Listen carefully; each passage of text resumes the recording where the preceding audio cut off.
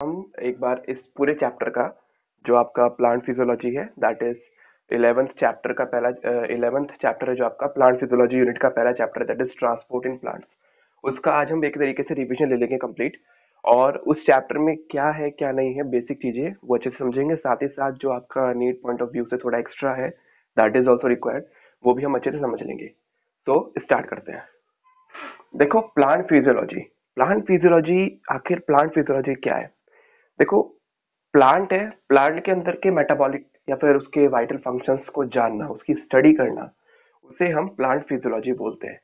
इसी प्रकार animal physiology भी होती है।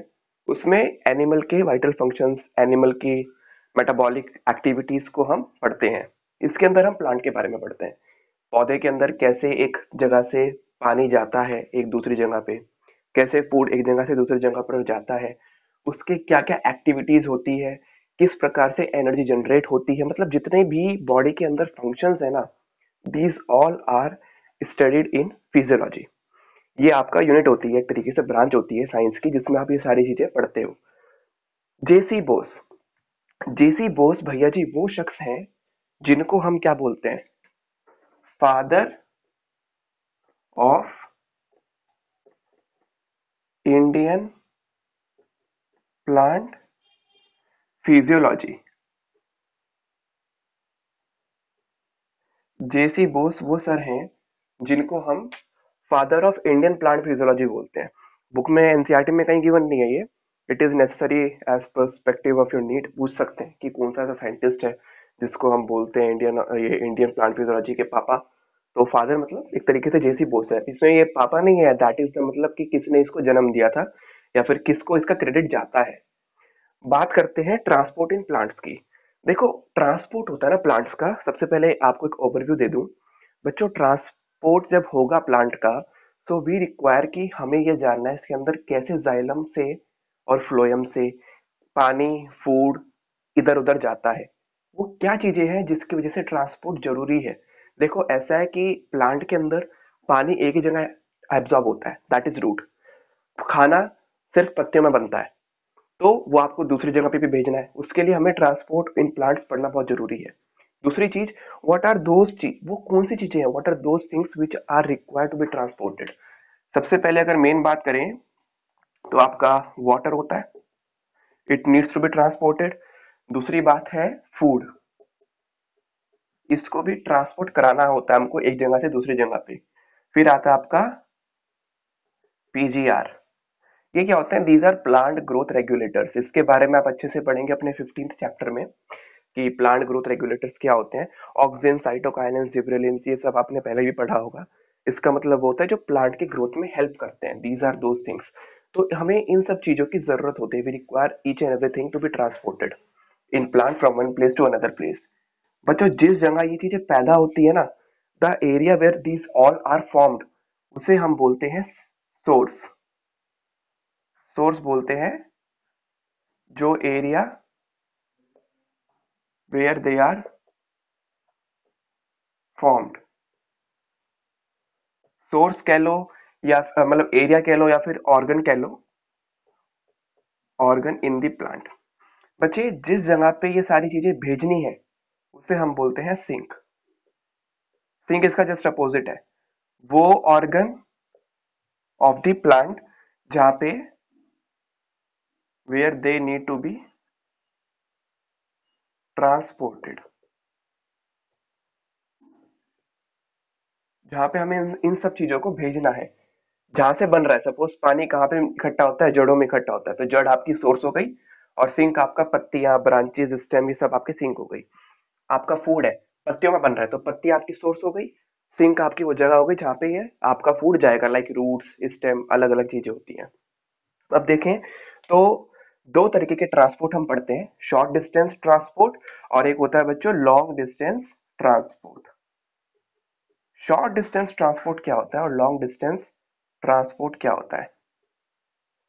देखो, नाम से ही जाहिर से पता चल रहा है, शॉर्ट डिस्टेंस ट्रांसपोर्ट मतलब छोटे डिस्टेंस पे ट्रांसपोर्ट, छोटे से डिस्टेंस पे ट्रांसपोर्ट होता है। लॉन्ग डिस्टेंस ट्रांसपोर्ट, लंबे डिस्टेंस पे ट्रांसपोर्ट। बच्चे, शॉर्ट डिस्टेंस ट्रांसपोर्ट ना दो तरीके से होते हैं, एक होता है एक्टिव, होता है पैसिव। एक्टिव के बारे में आप जानते हैं, इसमें एटीपी खर्च होती है, लो से सॉरी हाई से लो कंसंट्रेशन या फिर लो से हाई कंसंट्रेशन, इसमें अगर देखा जाए तो एक्टिव में क्या होता है, हाई लो से हाई कंसंट्रेशन पे भेजते हैं हम, तभी हम एटीपी का यूज करते हैं। और अगर आपका लो से हाई से लो पे हो रहा है, मतलब जहां पे ज्यादा कंसंट्रेशन है वहां से वो कम पे जा रहा है, then we require the passive, there is no requirement for the ATP in this kind of transport, in passive transport. बच्चों पैसिव ट्रांसपोर्ट फर्दर दो हिस्सों में बटा हुआ है, एक एक्टिव तो नहीं बटा हुआ, पैसिव बटा हुआ है। पहला आता है आपका सिंपल डिफ्यूजन, इसको कभी कभी हम नॉर्मल डिफ्यूजन भी बोल देते हैं, सिंपल की जगह हम सिर्फ डिफ्यूजन भी बोलते हैं। दूसरा आता है आपका फैसिलिटेटेड डिफ्यूजन। बच्चे देखो फैसिलिटेटेड नाम से पता चलता है, मतलब फैसिलिटी, किसी चीज की फैसिलिटी चाहिए होती है, we require some kind of facility, तभी हम इन सब चीजों का ट्रांसपोर्ट कर पाएंगे। और ये जो फैसिलिटेटेड डिफ्यूजन होता है, इसके अंदर फैसिलिटी जो आपको मिलती है ना, इट इज थ्रू प्रोटीन्स। और अगर मैं बिल्कुल परफेक्ट कहूं, दीज आर मेम्ब्रेनियस प्रोटीन्स। जो आपके मेम्ब्रेन के अंदर प्रोटीन्स होते हैं ना, देखो एक जो टिपिकल सेल मेम्ब्रेन होती है, it is made up of lipid bilayer, ऊपर की तरफ एक लेयर होती है लिपिड्स की, और आपका नीचे की तरफ एक लेयर होती है लिपिड की। इनका जो पोलर हेड होता है दैट इज आउटसाइड, और जो नॉन पोलर आपका टेल्स होती है it is towards the inside. साथ ही साथ आप देखेंगे इसके अंदर जगह जगह पे इंटीग्रल प्रोटीन्स होते हैं। ये इन प्रोटीन्स का काम क्या होता है, they are actually in the form of tunnel, एक टनल की फॉर्म में होते हैं ये। These are like tunnel, tunnel मतलब एक जगह से दूसरी जगह जाने का एक छोटा सा रास्ता, जो गुफा गुफा कह सकते हो एक तरीके से। सो व्हाट हैपन, सपोज ये आपका अंदर वाला पार्ट है, एक सेल के अंदर वाला पार्ट है, this is your inner part जहाँ पे साइटोप्लाज्म वगैरह है, this is your external part मतलब आउटर पार्ट कह लो। तो इनर पार्ट से आउटर पार्ट जाने के लिए, आउटर से इनर जाने के लिए कुछ चीजों का तो ट्रांसपोर्टेशन यहीं से हो जाता है, ऐसे ही। मतलब उन्हें कोई मेम्ब्रेन, मतलब कोई प्रोटीन या फिर किसी और चीज की रिक्वायरमेंट नहीं है, they can transport across the membrane simply. और इस चीज को हम बोलते हैं सिंपल डिफ्यूजन, मतलब जिसमें किसी चीज की रिक्वायरमेंट नहीं है। In case if I am talking about this, ये जो आपका ये वाला ट्रांसपोर्टेशन है, तो इसमें क्या होगा, कुछ चीजें हैं जो आपका यहां से नहीं जा सकती, they can't go from here, मतलब वो डिफ्यूजन के प्रोसेस के थ्रू नहीं जा सकती, उनको किसी चीज की रिक्वायरमेंट होती है, तो वो रिक्वायरमेंट की वजह से वो यहां से गुजरते हैं। ये क्या चीजें हैं, these are your proteins, membranous proteins, इनसे गुजरते हैं, इनको इंटीग्रल प्रोटीन्स भी कहा जाता है। यहां से गुजरती हैं ये चीजें, तभी दूसरी जगह पे पहुंचती हैं। बच्चे की रिक्वायरमेंट क्यों होती है, ऐसा क्यों नहीं हुआ कि भैया ये इसकी तरह निकल गया, सेल के इधर जाना था, बाहर जाना था, ये इसी की तरह क्यों नहीं चला गया। इसकी देखो बात ये होती है, वी नो कि जो आपका लिपिड की जो बाइलेयर है, इसमें जो आउटर हेड होता है, इनका बाहर की तरफ जो हेड होता है, इट इज हाइड्रोफिलिक, पानी से प्यार करता है ये। और जो टेल होती है हाइड्रोकार्बन्स की टेल होती है, ये हाइड्रोफोबिक होता है, पानी को प्यार नहीं करता ये, मतलब पानी से दूर भागता है। और अगर ये आपका हाइड्रोफिलिक है, कौन, हेड, तो ये सिर्फ पानी से चिपकने वाली चीजों को यानी कि पोलर मॉलिक्यूल्स को ही अलाउ करेगा। जाहिर सी बात है जो ये रेड डॉट में मॉलिक्यूल्स होंगे, दीज आर नॉन पोलर, ये पोलर नहीं है, that's why it don't allow these kind of molecules to pass from lipid bilayer. इसलिए इनको किसी और चीज की सपोर्ट चाहिए होती है कि अपने आप को ट्रांसपोर्ट कर पाएंगे सेल के इर्द गिर्द। तो उसके लिए इनको क्या चाहिए होता है, एक एक्सटर्नली सपोर्टिव मैकेनिज्म या फिर कह लो एक सिस्टम, जो प्रोवाइड करता है कौन, प्रोटीन। जो मैकेनिज्म या फिर जो भी सिस्टम प्रोवाइड करवाता है वो करवाता है आपका प्रोटीन। सो ये होता है फैसिलिटेटेड डिफ्यूजन। बच्चों दोनों की खास बातें कुछ हैं, सिंपल डिफ्यूजन और फैसिलिटेटेड डिफ्यूजन की खास बातें ये हैं कि इसमें जो ट्रांसपोर्ट होता है ना दोनों में, फैसिलिटेटेड और सिंपल की बात कर रहा हूँ, एक्टिव की बात नहीं कर रहा हूं मैं, इसमें होता है from the high concentration to low concentration. इसका मतलब ये हुआ कि जहां पे किसी भी मॉलिक्यूल की कंसंट्रेशन अपार होगी, बहुत ज्यादा होगी, वहां से वो वहां पे जाएगा जहां पे उसकी कंसंट्रेशन बहुत कम है। इसका मतलब ये है कि सपोज कर लो आपका, ये मैंने एक सेक्शन बना दिया, ये ए है, ये बी है, और ये आपका एक मेम्ब्रेन है।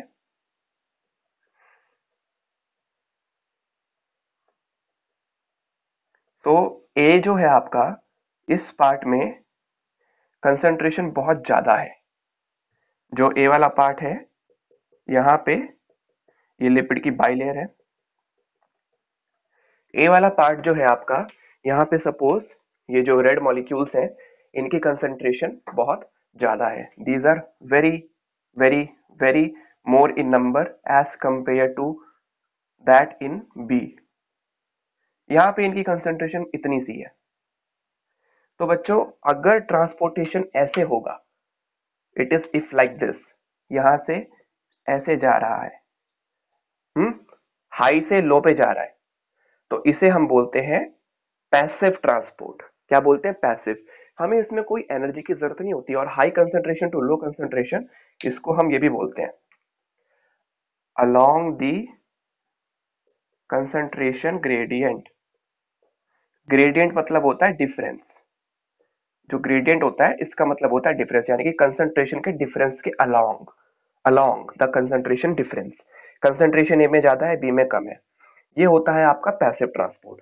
सिंपल डिफ्यूजन में क्या होगा, ये डायरेक्ट ऐसे चला जाएगा।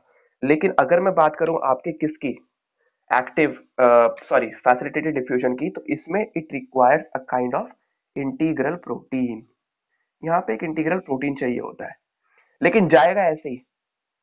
बस फर्क ये होगा कि जहां पे मेम्ब्रेन के थ्रू जा रहा था, एक इंटीग्रल प्रोटीन के थ्रू पास होगा ये, और इसको कहते हैं हम फैसिलिटेटेड डिफ्यूजन। और ये जो स्पेशल प्रोटीन्स होते हैं, इनको कभी कभी हम एक्वापोरिन्स भी बोल देते हैं in case of water transporting system.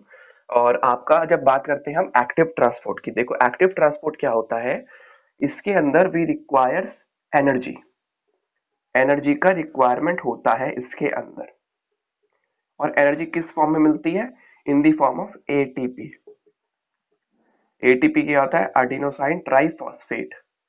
Energy currency of the cell होती है ये, energy currency of the cell. बच्चों, एटीपी की वजह से क्या होता है, एनर्जी आप एक्चुअली क्या होता है, एटीपी का जो स्ट्रक्चर होता है इट इज लाइक दिस। ये आपका एडिनोसाइन होता है, ट्राइफॉस्फेट, ऐसे तीन फॉस्फेट के मॉलिक्यूल्स होते हैं। तो ये जो तीन फॉस्फेट के जो मॉलिक्यूल्स होते हैं आपके, ये बहुत हाई एनर्जी बॉन्डिंग के साथ जुड़े होते हैं। दिस बॉन्ड ना, जो ये बॉन्ड जुड़ा हुआ है, इनको जो जोड़ के रखता है, it is very high much in energy, बहुत ज्यादा ताकतवर होता है। अगर ये टूटेगा तो बहुत ज्यादा एनर्जी रिलीज करता है। तो एडिनोसाइन ट्राइफॉस्फेट अक्सर क्या करता है, अपने एक मतलब एक को, दो को, तीन को, अक्सर तो वैसे एक को ही तोड़ता है, लेकिन कुछ रिएक्शंस होती है जिसमें वो दो को भी तोड़ता है, कुछ होती है जिसमें तीनों को ही तोड़ देता है। तो एक को तोड़ के बहुत ज्यादा एनर्जी निकल जाएगी। तो ऐसी एनर्जी की रिक्वायरमेंट कंप्लीट हो जाती है, बिकॉज वी नो कि energy can neither be created not be destroyed, it can be transformed from one form to another form. तो एक्टिव ट्रांसपोर्ट जो है उसमें एनर्जी की रिक्वायरमेंट होती है। एटीपी से एनर्जी हमें प्राप्त होती है। अब सोच के देखो, एनर्जी में क्यों चाहिएगी भैया, इसको यहां से यहां भेजना है तो एनर्जी की जरूरत नहीं है। लेकिन अगर मैं बोल दूं इसको वापस भेजना है, मतलब लो कंसंट्रेशन से हाई पे भेजना है, देन वी रिक्वायर एनर्जी। तब हमें एनर्जी चाहिए। अब तो ये समस्या हो गई, हमें उल्टा भेजना है इसको। उल्टा भेजने के लिए हमें ताकत चाहिए। ताकत कहाँ से मिलेगी? इट विल बी, हमें एटीपी से मिल जाएगी, ये एटीपी से प्राप्त हो जाएगी हमको ताकत। अब जब ये उल्टा हम भेजेंगे, इसमें क्या होता है, we require another kind of set of proteins. हमें स्पेशल प्रोटीन्स चाहिए होते हैं। ये प्रोटीन्स हैं, तभी वापिस आ पाएगा, क्योंकि इन प्रोटीन्स के ऊपर रिसेप्टर्स लगे होते हैं। They have some kind of receptors, और इन रिसेप्टर्स पे आपका एटीपी आके अटैच होता है। ये एटीपी आएगा, रिसेप्टर्स पे अटैच होगा, अपने अपने इस बॉन्ड को तोड़ देगा। तोड़ने के बाद एनर्जी रिलीज होगी, प्रोटीन आपका एक्टिव हो जाएगा। अपना एक चैनल गेट, यहाँ से एक गेट होते हैं, ये गेट ना बंद हो रखे होते हैं, दोनों तरफ गेट ऐसे बंद होते हैं। तो एक गेट खोल देगा, ये मॉलिक्यूल यहाँ से घुसेगा, और ये गेट आपका इधर से खोल देगा, फिर ये ऐसे इस तरफ आ जाएगा। खैर ये तो बहुत मॉलिकुलर अंदर मतलब डेप्थ में है। इतना समझ लो कि एक प्रोटीन की जरूरत होती है, इनको हम स्पेशल प्रोटीन, सिंपल सी बात बोलते हैं। और यहाँ पे ट्रांसपोर्टेशन कहाँ से हो रहा है? From the low concentration to the high concentration. Just इसका अपोजिट, जो आपका पैसिव वाला था, इसका जस्ट अपोजिट है, from the low concentration to the high concentration. और जैसे हम बोलते हैं इसको अलोंग दी कंसंट्रेशन ग्रेडियंट, इसको बोलते हैं हम अगेंस्ट दी कंसंट्रेशन ग्रेडियंट। ये सीजी कुछ नहीं, कंसंट्रेशन ग्रेडियंट है, दैट्स इट, जगह नहीं थी यहाँ पे। अगेंस्ट का मतलब अगेंस्ट दी कंसंट्रेशन ग्रेडियंट, मतलब कंसंट्रेशन डिफरेंस के खिलाफ। खिलाफ जा रहा है। तो ये होते हैं बच्चे आपके facilitated diffusion, simple diffusion and your active transport. ये जो चीजें थी these are your short distance transport में आता है। एक टाइप का और ट्रांसपोर्ट होता है that is called cytoplasmic streaming. वो कुछ नहीं होता, साइटोप्लाज्मिक स्ट्रीमिंग दरअसल इसमें कहीं भी नहीं आता है। वो आप कह लो कि पैसिव में थोड़ा सा, उसका एक छोटा सा सेक्शन गिवन है हमारी बुक में। क्या होता है, सेल्स होते हैं ना बच्चे, प्लांट सेल्स, ये जुड़े होते हैं सेल वॉल के थ्रू, चिपके होते हैं। अब सेल वॉल के बीच में एक लेयर होती है, आपको पता होगा, मिडिल लैमिला। ये कैल्शियम पैक्टेट की बनी होती है। इसका काम कुछ नहीं होता, एक तरीके से सीमेंटिंग का काम होता है। तो यहाँ पे ना टनल्स बन जाते हैं। If this is the middle lamellae, red colour में, तो यहाँ पे ना टनल्स बने होते हैं, छोटे छोटे टनल्स कह लो या फिर स्पेस कह लो, स्पेस बने होते हैं। These space are actually known as plasmodesmata. इनको हम बोलते हैं प्लाज्मोडेस्मेटा।